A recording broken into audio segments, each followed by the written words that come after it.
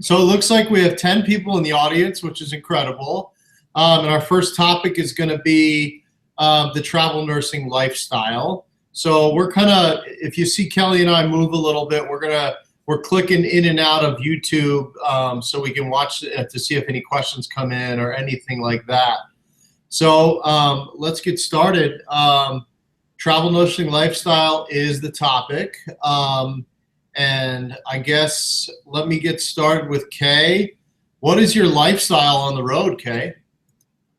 Oh man, I just bounce from golf course to golf course, hospital to hospital, ocean to ocean. It's been a blast. I've been doing this for 13 years and I've crossed the United States 3 times. I've seen mountains, deserts, you see it all. Big towns, little towns, cold, hot, rain. I'm about sick and tired of California in the rain, though. If you'd switch over Yes, a little. I think everyone in California is sick and tired of the rain. I got my ark built, though. If you need help, I'm building my ark up here. So are you an avid golfer, Kay? That's incredible. I finally got to play. Well, kind of play. It was hit the ball and try to find it in the mud. So yeah, we played mud ball. Oh, nice. That's exciting. This week. Very cool. Patricia, can you describe a day in the life of a travel nurse? What does a day look like for you? An off day and a day when you have a shift? Okay. So an off day for me, it consists of getting to know the city. So going to like either local museums or even like local restaurants. I really like to do that, kind of just like avoid the local or the typical chain restaurants and seeing what the local culture is or the food is or what's there to do or what is the city known for. That's the type of stuff, those are the type of things that I like to do. Yeah, very nice. And what about a day when you have to go to work? What does that look like for you? It's very typical, I would say, compared to, not traveling. I would say it can be a little bit challenging just depending on where you are in the process, like whether it's like the first week or the second week, you're still sort of getting adjusted, you're still getting to know everyone, you're still getting to know like the culture on the unit, but it's very similar to that of like a non, travel assignment job. That's great. Patricia, one more question about something that's always, I think, in the news and everybody talks about is, how do you maintain your healthy lifestyle of eating when you start a travel assignment, a fitness routine? How do you, I know myself when I go into a new job or traveling a lot, it's very challenging to maintain a healthy lifestyle. How do you do that on the road, and how do you kind of get into your routine that we all have? Well, for me personally, one thing that helps is cooking my own meals. And as far as like living arrangements, I always choose something where I can have a kitchen as opposed to maybe a hotel or something like that, so that I can still, cook for myself and, do meal prep or whatever it is I need to do. Also, a lot of times, cities have different programs or different classes available. Just look, it's definitely there. I remember when I was in St. Louis, they would do like yoga in the park or things like that, where people just kind of came, brought their own mats or whatever. On certain days, I was there during the summer, which was really popular then. So, for anything that you want to do, just look into it, and there's definitely resources available. That's great. Kay, tell us a little bit about the RV lifestyle. I personally owned an RV for a couple of years myself, and I loved it. I miss having a travel trailer to travel with. But tell us when you go to a new location, how do you get settled in that process of getting ready and making sure your RV is all set? And then, I'm sure, judging from you golfing, that you're an outdoor person, you're always outside. So tell us about that. Well, yeah, we do a lot of outside stuff, but I tell you what, if you're going to do travel nursing for a very long time, or even I'd say 5 years, the investment in an RV is definitely worth it. I suggest go looking for a good used one at first, and then buying a newer one if this is what you're going to continue to do. But yeah, and you know, the biggest question I'm finding now is how do you find the parks, and where do you find an RV park, and is it hard to get assignments that are close to an RV park? But you know, that's part of the process. It's like, you know, finding houses. It's no different in finding an apartment. You still need to find your RV spot whenever, you know, well, the process for me is whenever I'm looking at an assignment, I get my home manager over there, and my husband travels me as my home manager, so he gets the privilege of looking for RV sites. There you go. So before I interview, I have a good idea of where we're going to go, and a lot of the times, these RV parks just love travel nurses, you know, because we're not the ones, you know, usually that are out partying at night, because we're usually at the hospital at night, you know, and it is so convenient as a traveler to just, you know, when you get ready to go, you pull in the slides and stuff everything back into the belly of the RV and hook her up, and away you go. I don't have to move boxes in and out or none of that, you know. You do have to put socks on your glassware, though. I figured out that's how to move your glassware. Put socks on your glassware. That's a really good point. Really that's something smart. Nobody would ever know. That's crazy. No, that's totally smart. Thanks, Kay. And so we actually have 15 people now watching. So hi, guys. Thank you so much for tuning in. Feel free to just comment or ask us any questions you want to on that live chat box on your right. But I have a question now for our Vice President here at United Staffing Solutions, David Deane, because our first question came through on the live chat. Where can people travel to? If they want to be a travel nurse, where can they go? Anywhere in the entire United States. Our company has opportunities all over the country, as well as many other great companies in the industry that are so passionate about sending travelers all over the place. I think one of the great things about this industry is it's highly competitive. All of our companies are building our companies around travel nurses, providing them with all of these different opportunities. And, you know, here at USSI, we pride ourselves in great customer service and really being a resource for that travel nurse. So that travel nurse is comfortable, healthy, and happy on their assignment the whole time. And why I brought up competition.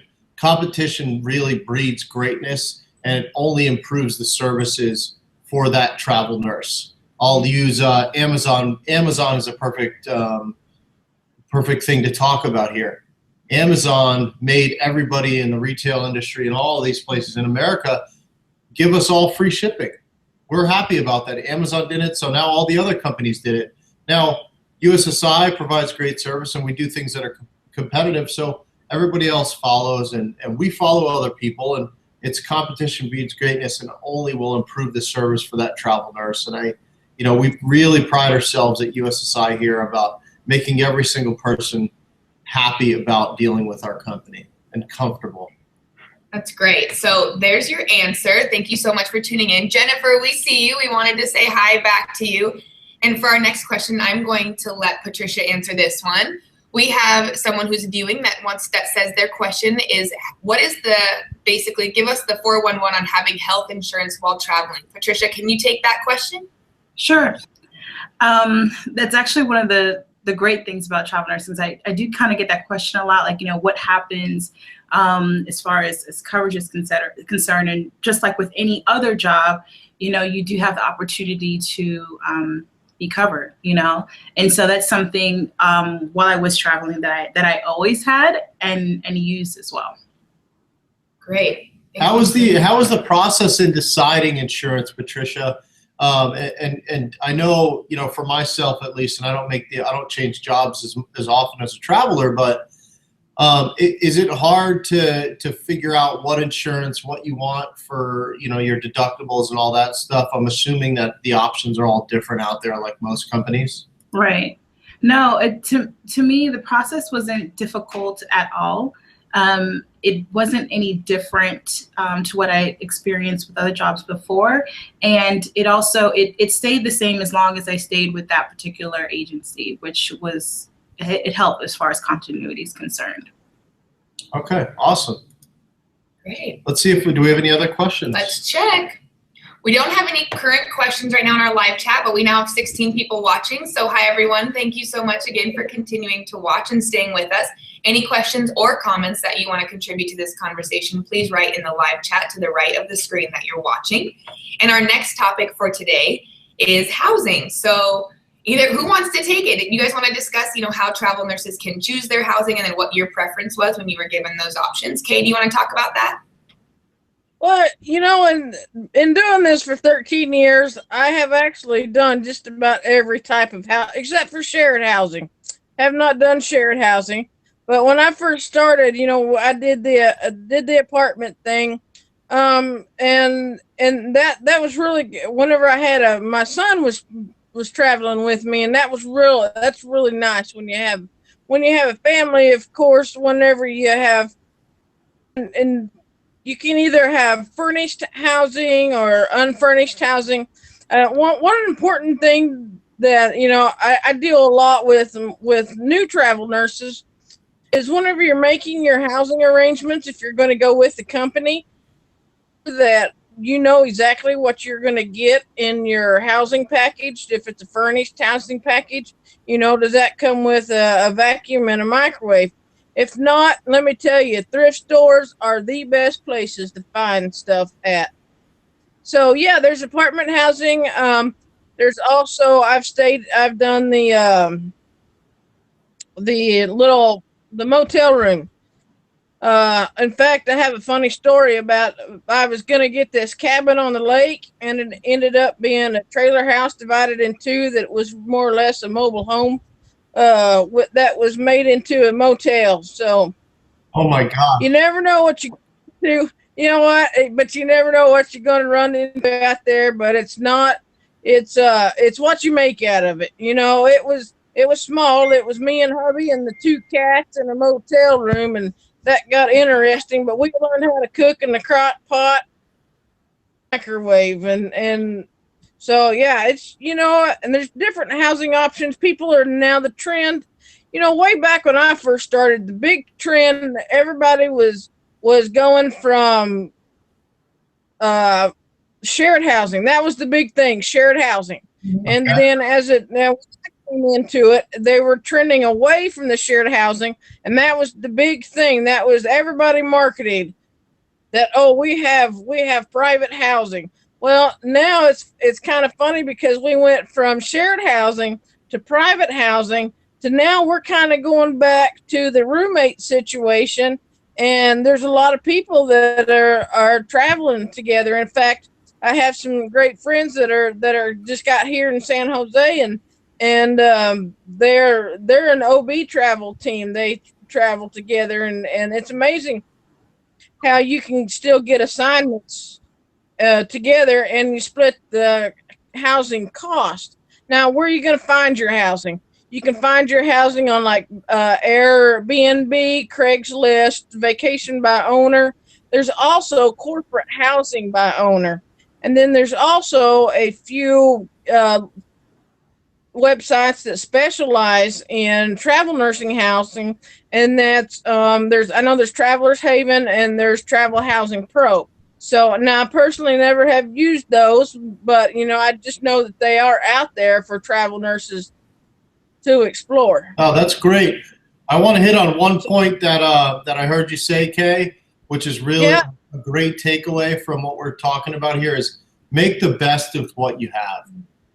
Because any situation, I think we can always find a negative in all the situations. But if we focus on the positive of, maybe if it's not the greatest housing, like the converted motel that Kay stayed in a couple of years back, she made the bit, and hopefully the location was great. Maybe it was on a lake. I think that's something that we'll do in our lives is really make the best with what we have, and don't focus on those negatives. Just focus on the positives. Here's another question. You mentioned Airbnb, Kay. And I want to bring Patricia into this because you'd mentioned you had never stayed in Airbnb. Patricia, have you had any experience with Airbnb? I know that's a new trendy housing that's on the market right now for everybody in America and all over the world. Have you ever stayed there, Patricia, with an Airbnb? I have. I did an assignment in California, and I was having trouble finding housing remotely. And so I just decided to, go on Airbnb and try to just find somewhere to stay for a few weeks while I was trying to look for something a little bit more semi-permanent. And in talking with, I guess, my landlord at the time, she had a few other apartments and things in the area. And so when I told her I was a travel nurse, when I finally get to meet her, we kind of connected. And so I was able to get housing through her for the extra few months that I was going to be there. So it was actually a really good experience. I still talk to her today. While I was there, I traveled with my dog. And so she just fell in love with my dog. So anytime where, like on the weekends, I would like drive down to San Diego, and she would just, dog sit for me because she loved him that much, and he loved her, which worked out as well. So I had a really good experience with Airbnb. That's great. What kind of dog do you have, Patricia? A long-haired Chihuahua. He's like 3 pounds. Very small. Patricia, you have seriously then, you're in New York right now, so you have been from coast to coast travel nursing. It's been great, actually. I've had a great experience. I always brag about travel nursing, and anytime anyone and I was after the experience. That was me. And I remember the first recruiter I ever worked with, she asked me, what am I into? That was her thing. And so I told her, what I was into, like beauty and fashion and makeup. And anytime I traveled somewhere, she was presenting a package to me, she always sent like different things to do in the area that had to do with my particular niche, which was very attractive for me. And I was always like, after, getting to know a new city, new culture, and, what that city was known for. And I've had a great experience doing it, and I would recommend it to anyone. Awesome. That's so much fun. Yeah. Speaking of paid packages and the packages she was presenting to you, one of our users has just asked the question of how to maximize your pay. So who wants to answer that? David, do you have any tips on that? I would say my approach to, and I'm young and I've never really had to negotiate pay in a travel nursing setting where my services were in as high demand as the travel nurses. So while I've never been in that situation, my approach is read about it, understand exactly what you're getting into, understand how everything works, and really, I always use being honest and upfront in a negotiation, informing the other party of exactly what I want to achieve in this negotiation, and then I also look at it. It's not only about the money; it's about the total package. I think about a travel nurse. If the hospital's great, if the housing is great, but the money is not as good, I'm going to think about those things, because those other things are really heavy in my personal mind about my happiness, because I do believe in that.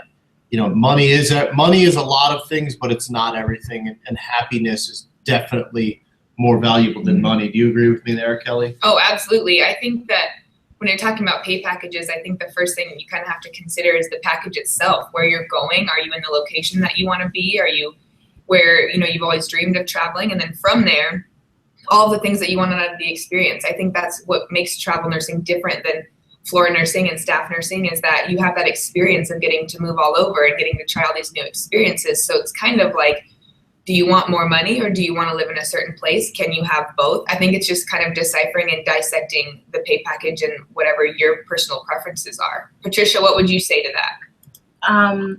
I would, like you mentioned, I think it's really important to know why you're doing it and really shape, sort of your requirements, your necessities, and I think it's important to be very honest with whoever you're working with, your recruiter. Be honest about what it is that you're looking for in a pay package as well, so that you walk away with your needs met. I think another thing to also take into account is, what would that assignment add to you clinically? And if it will offer you a different experience than that you have, maybe it's okay not to compromise in other areas. So I would take, all factors into consideration. Yeah, that's great. So now we have 21 people watching. So hi, everyone. Thank you for tuning 21. in. Yeah. Yes. And if you haven't been watching for as long as the beginning or beginning 14, you can comment on anything that you want to, and you can ask us any questions on that live chat box to your right.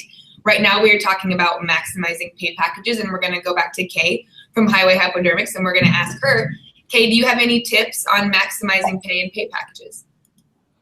The biggest question that I'm seeing lately is the fact that the nurses are wondering, what should I be making in a certain area? And this does, you have to look at both what's your specialty and where you're at, because I'm from Idaho, and I'm sure not making as much money as I'm making here in California. So you have look, but the cost of living is a lot cheaper in Idaho than it is in California. So how much should I be making here? There's some beautiful assignments in Idaho when people come up and visit my home state, but you need to know what you should expect to be making in that area. So my little formula is I use 2 websites, and that is salary.com and the GSA.gov, which is your government per diem type housing and all that. So how I figure them up is I use salary.com, and I use staff RN1, which is your basic new grad coming off of just right off of out of school. We should be making at least that much money at any hospital. So I use that as a base, and I use, then when I go to my per diems, when I was doing some researching, I found out that Alaska and Hawaii, they go with a 75%, the government does, especially the military, go by a 75% long-term rate. Mm-hmm. So if you're used to your meals being $51 and your lodging being $91, well, you'd add up the two and then take 75% of that, and that's what I consider a long-term rate. So once you add the salary rate and the long-term rate, that is what I base my weekly salary on. Okay, that's just a number to aim at, because a lot of these, some of the companies I do give you a little bit more. Some of them give a little bit less. There's not so much. The big thing is how much less, because if the company is offering you a lot less, then I would really question that and, really talk to the recruiter about, hey, this is what I figured up that I should be making there. And it's all just a negotiating tool to use. That way you have some idea and you're not going into it totally blind. Yeah. Okay, those are great comments to lead us into our next question from our live chat, because this person has asked, how much room is there for negotiation of the pay packages, going off of all of the tools and tips that you just gave our viewers, which has now reached 23. So hi, everybody. But I'm actually going to put David on the spot again. David, you are the king of contracts. So tell me, how much room do these travel nurses that want to come travel for us have for negotiation within their contracts? Typically, and I'll start with competition. It goes back to competition. Competition is going to drive that nurse's pay rate up. And what's going on in the market right now really is you have so many agencies that are courting these great travel nurses for their business and the opportunity to work with them, that we're going to use I think pay most of the time, which is going to the nurses are going to get paid more because they're in more demand, and especially all of our nurses know how we operate, all of the costs that come into play when we're negotiating with them. So really, getting back to the heart of it, maximizing your pay, you really want to talk to your recruiter, be honest and upfront, and know exactly what you want to get out of that, and be willing to walk away from a deal if you don't feel like you're valued. As a travel nurse, you're the one that's going out there, walking into a hospital, taking care of a patient, putting yourself in front putting yourself ahead of your, I guess, behind your patients and taking care of them on a day-to-day basis. So it really comes down to the value of what you believe the value is of yourself. And I'll go right back to what Patricia said as far as pay. What is your why? Why are you doing it? What do you want to get out of it? And knowing all of that, and nobody knows yourself better than yourself. So you really want to know what your why is. And I want to go right back to Patricia again on what she mentioned. Experience is really everything. With the travel nurse, when I see, working with travel nurses for so long, I get jealous sometimes because you guys get to travel the world and you get to get paid top dollar to do that. And I personally love the travel. And when you're getting paid to do that and you're working and you're gaining more experience and becoming better at your profession, what is better than that in the world? I don't really think anything. It's got to be super satisfying, and I've always been very jealous of nurses because of that.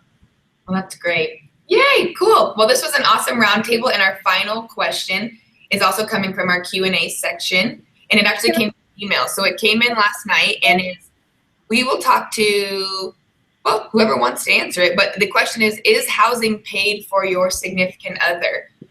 Kay, you're actually traveling with your husband, correct? Can you answer that question? Well, again, a significant other, if you have a significant other, I would think that you'd only still need a 1-bedroom place.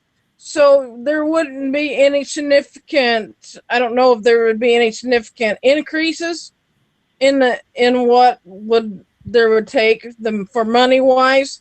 Now, if you're traveling with the family, then yes, that would be different. And you can travel with the family. We traveled with our son for 5 years. So when we did that, we had a 2-bedroom apartment, which that did affect my pay because sometimes I had to pay $200, $250, $300 more. Plus we have more on the rental side since we had bed rentals. Then we also there was also an increased cost there. So there is some, but I don't think it's anything that can't be negotiated with and talk to your recruiter about. Okay, great. Well, thank you both for such an awesome roundtable. Just to go through one more time, because we reached 24 people watching this roundtable. Kay is from Highway Hypodermics, and Patricia is, you know her as God's Design from YouTube. They're both very, very experienced and intelligent travel nurses. And then we have David, our VP of Sales here at United Staffing Solutions. And I am Kelley, Nurse Kelley, and I am the brand ambassador here. So thank you all for everybody who tuned in. Kay and Patricia, thank you so much for joining us once again. And we hope you had fun. That's the Travel Nursing Roundtable. Thank you for all the questions. Thanks.